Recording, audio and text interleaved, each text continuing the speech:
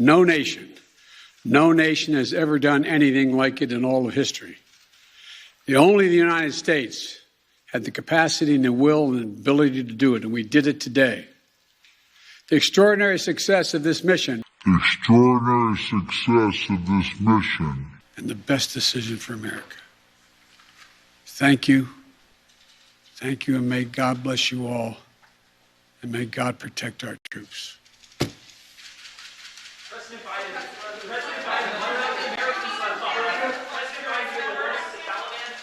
boy, oh boy, oh boy, that was probably one of the worst press conferences I've ever seen. Okay, I wish I could get 30 minutes of my life back. However, I have to put in this time for you guys. Okay, I'm about to make these sacrifices for you guys because that was hard to get through. It really was. This guy, Joe Biden, called the Afghan withdrawal an extraordinary success. Right, that tells you everything you need to know. 13 brave heroes dead. Oh, extraordinary success. Taliban took over all of Afghanistan, right? And the reason why we entered Afghanistan in the first place was to get rid of the Taliban run government.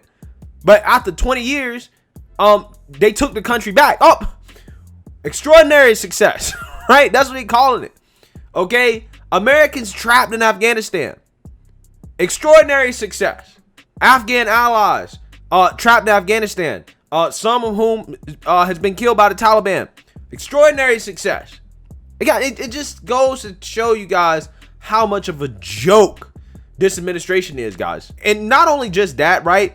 You know, he makes excuses. Okay, he tries to take responsibility, but don't take responsibility at the same time.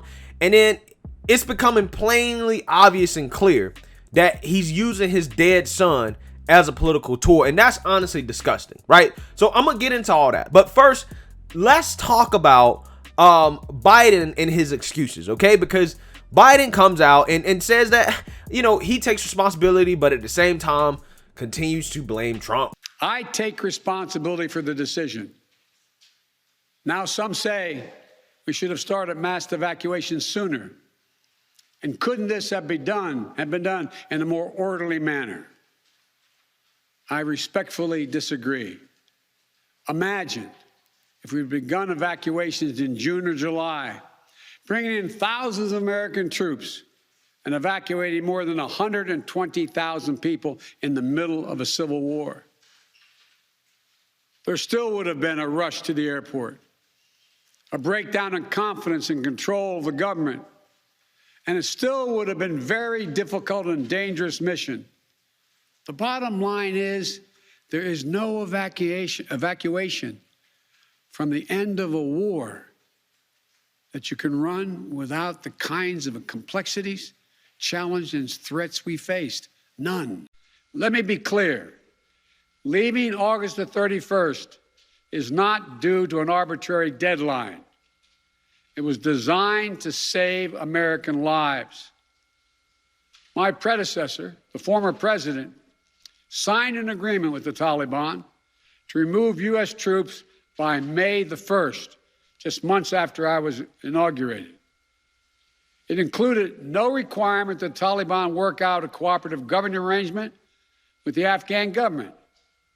But it did authorize the release of 5,000 prisoners last year, including some of the Taliban's top war commanders, among those who just took control of Afghanistan.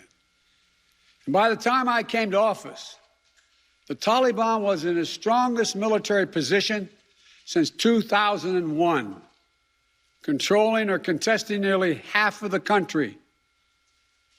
The previous administration's agreement said that if we stuck to the May 1st deadline that they had signed on to leave by, the Taliban wouldn't attack any American forces. But if we stayed, all bets were off. So we were left with a simple decision. Either follow through on the commitment made by the last administration and leave Afghanistan, or say we weren't leaving and commit another tens of thousands more troops going back to war. That was the choice, the real choice, between leaving are escalating. I was not going to extend this forever war, and I was not extending a forever exit. The decision to end the military airlift operations at Kabul airport was based on the unanimous recommendation of my civilian and military advisors, the Secretary of State, the Secretary of Defense, the Chairman of the Joint Chiefs of Staff, and all the service chiefs and the commanders in the field. All right, so I feel like I've told you guys before about how I learned this lesson in the corporate world, okay? That, when you do something wrong, and if you are the so-called leader, okay, even if it's not all your fault, as the leader, you have to take responsibility, okay? You have to take responsibility, right? You cannot blame other people, right? You can't even assign partial blame to other people, right? As the leader, okay? One of the reasons why I love sports, right, particularly the NFL, and that's why I wish it didn't go woke. One of the reasons why I love the NFL is this idea that, when a quarterback makes mistakes, right? Most quarterbacks, because they're the leader of that team, they go out there, and when they're asked about a mistake or, an interception or whatever, during a press conference, they always say, it's on me, right? It's my fault. They don't blame anybody else, right? Even if the receiver drops the ball, even if the receiver ran the wrong route, even if there was some type of miscommunication, it doesn't matter. QB1, right? The quarterback always takes full responsibility, even if it's not his fault, because he's the leader, right? But that's not what Biden is doing here. Biden is essentially doing the equivalent of saying, even though we lost a game because I threw a bad pass on the game-winning play, it's not my fault because the previous quarterback in the game, it's his fault that we were in this position in the first place, right? It's his fault that we weren't up ahead of our opponents to end the game, because the game was tied and it was up to me to actually win the game. And even though I threw a bad pass, it's not my fault because we should have been up before I even came into the game in the first place. That's basically what he's saying, okay? Because he's blaming Trump and saying, well, Trump, he negotiated this deal with the Taliban to get us out by, May 31st. And because of that, we were left with a choice, okay? The choice is either to move forward with the withdrawal or go to war with the Taliban. And in my opinion, I think this is really a slick, disingenuous argument from Biden. Okay? I think it really is because, one, he didn't have to follow through with the withdrawal, right? If Trump's plan was so bad, you didn't have to follow through with it. Matter of fact, he didn't follow through with it. He extended the deadline. Also, on top of that, the fact is that we don't have to necessarily have boots on the ground fighting the Taliban in order to hold them off, okay? And this idea is even supported by our current military leadership, right? Whom has suggested that if we kept between 3,000 and 4,500 troops there, right, a modest number of troops, plus use drones and air support, we could have basically helped the Afghan army basically hold off the Taliban. And even, some people like David Petraeus, who was a former general in Afghanistan, basically said that there was an alternative that could have prevented further erosion and likely enabled us to roll back some of the Taliban gains in recent years with little risk of the loss of any American life, right, in terms of troops, because the Taliban army would be doing all the fighting on the front lines, right? And again, they would be using our air support, okay, which is how we train them to fight. So even current and former military generals are like, no, there was an alternative. This was not it was not a choice between go to war with the Taliban or pull out the way we did. That's not what it was, right? So we kind of knew that, hey, these people really can't fight without us. So why would we expect them to hold off the Taliban without our help? Again, Biden doesn't address that decision being made. And that's what a lot of people are pointing to and saying, no, this is where you went wrong. Because he tries to frame it as if, well, if you don't agree with us, then you are for forever wars. And nobody's for forever wars, except the neocons and the establishment, that is. Most people agree with the decision to withdraw from Afghanistan, even now. People just disagree with how you did it. They disagree with the fact that the military came first before evacuating citizens and allies. That's what they disagree with. But he doesn't want to address that because, he failed on that. right? And that's why I continue to blame Trump for something that it was his responsibility to execute, right? And he didn't even stick with what Trump's plan was. Again, it's really sad and it's pathetic. It's sad and it's pathetic, and this is not what real leaders do. This is what cowards do. Real leaders say, I take responsibility for this. There is no, oh, I blame the previous administration. No, I was in charge of executing this. We messed up here, here, and here, right? We've learned our lesson moving forward. I'm sorry. I'm sorry to the American people that I screwed up so bad. I will be a better president for you in the future. That's what leaders do, right? But that's not what you're hearing from Biden. But what you are hearing from Biden is something that's even more pathetic than the excuses that he's making. It's him using his son, his dead son, Beau Biden, as a political tool to avoid criticism and to try to make it look like he's been in the same position or he feels the same type of pain that these Gold Star families are feeling right now. Take a look. I don't think enough people understand how much we have asked of the 1% of this country who put that uniform on, willing to put their lives on the line in defense of our nation. Maybe it's because my deceased son, Beau, served in Iraq for a full year. Before that, well, maybe it's because of what I've seen over the years as senator, vice president, and president traveling these countries. Star families have criticized the president's conduct at the dignified transfer. There was a father of one Marine who said that the president appeared to be checking his watch every time a flag-draped transfer case came out of the plane. And a sister of another Marine said that it felt like a fake and scripted apology. Was the president looking at his watch, and does he have a message to those people who felt that they were offended?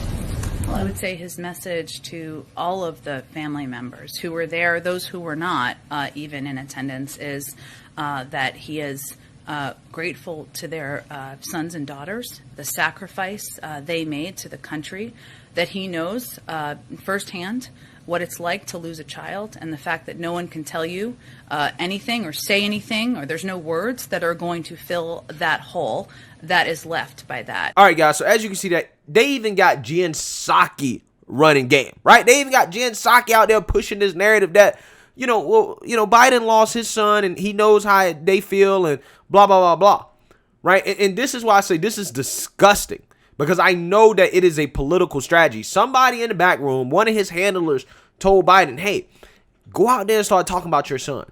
Go out there and start talking about how you know what it's like to lose a child who was in the military, right? These people are not going to be able to piece together the fact that you didn't lose your son overseas and, a terror attack. They're not going to be able to piece that together. Just go out there and say that to say that you sympathize. That's literally what it is. That's why you have Jen Psaki saying that, right? That's why they're all running with that line. That's why Biden runs with that line in a press conference. Again, that stuff is scripted. Okay, somebody put that in the script for him, right? And then that's why these parents keep saying that Biden keeps talking about his own son, because somebody told Biden, this is what you need to say, right? We all know that everything Biden is saying some of it is him when he slips up every now and then, but most of it is a script that somebody else wrote. And Biden is using his dead son as a political tool. It's absolutely disgusting. And this is just an example of how low politicians will go to save their own ass, guys. It just is. This is what some of these politicians will do. That's why I call politicians hoes, okay? I compare them to prostitutes, because they will do anything, right? They will do anything to save themselves. And this move right here from Biden, again, is that type of move. That's what it is. Because at the end of the day, no matter how much Biden wants to act like it, you're not a gold star parent, Biden. You didn't lose your son in the line of duty. You didn't. So stop trying to bring him up and try to act like it's comparable, because it's not. Yes, it's sad that you lost your son. I remember that. I was sad for you, right? Getting a rare brain cancer, losing your son like that, terrible. I get it, right? But again, you got to understand that that's a slow death. That's something that you guys were anticipating. That's something that you had time to take in, right? These families didn't have time to take it in. They woke up at 2 o'clock in the morning to Marines at their door telling them, hey, your son died in a tragic attack. That's way different. They lost their kids in an instant, right? Again, all of it is tragic, but I'm just saying, it's not the same thing. You're not a gold star father. Stop trying to act like you are. What you really need to be concerned about is these families and the kids they lost, and you need to talk about that, right? Stop trying to deflect and try to act like, well, woe is me as well. I'm right there with you in terms of grieving, because you're not. It's not the same thing. But he's really doing it because it's a political strategy. It's something that he does to avoid criticism, right? To try to say, well, you know, I lost kids too, right? Again, because that's what the worst part of this whole thing, this Afghanistan debacle, is the fact that Biden, the reason why he wanted to withdraw so recklessly is because he really wanted to avoid this happening. But because he chose to be reckless about it, is why it happened. Okay? That's why it happened. You took orders from the Taliban. Taliban told you to get out by this certain time, and you did it. Instead of holding them off and saying, bro, no, we the biggest military on the block. We have the most powerful country in the world. There was options there that could have minimized lives lost, that could have held back the Taliban until we evacuated everybody, until we got everybody out. He chose not to do that. And then he wants to make excuses and say, oh, woe is me. I lost my son too. Again, it's disgusting, man. But like I said, that was the worst press conference I've ever seen in my life. The Biden presidency, man, I mean, I just don't understand how it can get any worse. And it's just been, 8 months, 9 months? So let me know what you guys think. Make sure you like, comment, and subscribe. Most importantly, share a Black conservative perspective. Peace.